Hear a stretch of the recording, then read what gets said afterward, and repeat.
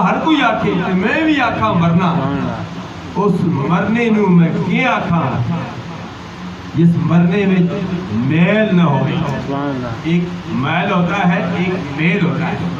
میل جس سے جوں پیدا ہوتی ہے چڑ پیدا ہوتی ہے یہ بغیر ماں باپ کے, اور مینڈک جو بغیر ماں باپ کے برسات کے, اور پروانے جو موسم برسات میں آتے ہیں, یہ چیزیں بغیر ماں باپ کے پیدا ہوتی ہیں.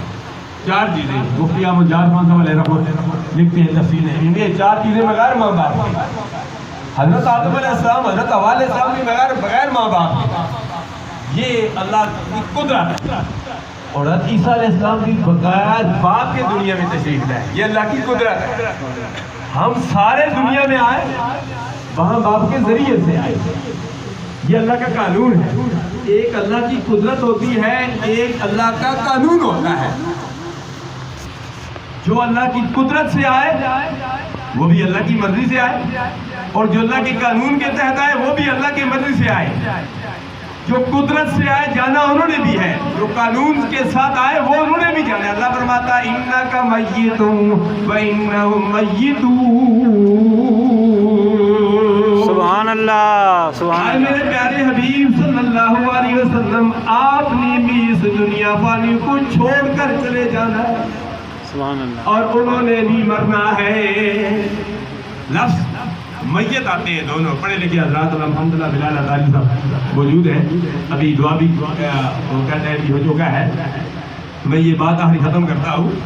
انکا میت وانہم میتون. اب اس کا نقطہ ہے تو دیکھیے, بعض رات یہ قرآن پڑھتے ہیں کہ سرکار نے بھی مر جانا ہے, تم نے بھی مرنا ہے. نہیں نہیں, ہمارے مسلمانوں کے مرنے میں اور کافر کے مرنے میں بڑے فرق ہے.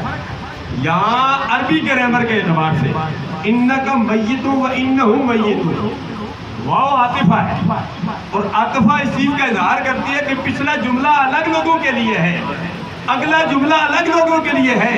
انکا میتون, اے میرے پیارے حبیب آپ نے بھی ظاہری طور پر ان لوگوں کی نظروں سے اوجھل ہونا ہے, سبحان اللہ. مرنا نہیں ہے. زندہ ہے واللہ تو زندہ, سبحان اللہ. میری چشم عالم سے چھپ جانے والے, سبحان اللہ. آپ نے مرنا نہیں ہے. لا الہ الا اللہ محمد رسول اللہ. کلمہ ہمیں یہ بتا رہا ہے کہ سرکار نے مرنا نہیں ہے. سرکار کی نبوت بھی اب بھی ہے, قیامت تک سرکار کی نبوت ہے. کوئی نبی نہیں آ سکا. جو 30 آئیں گے دجال سارے کے سارے جھوٹے ہو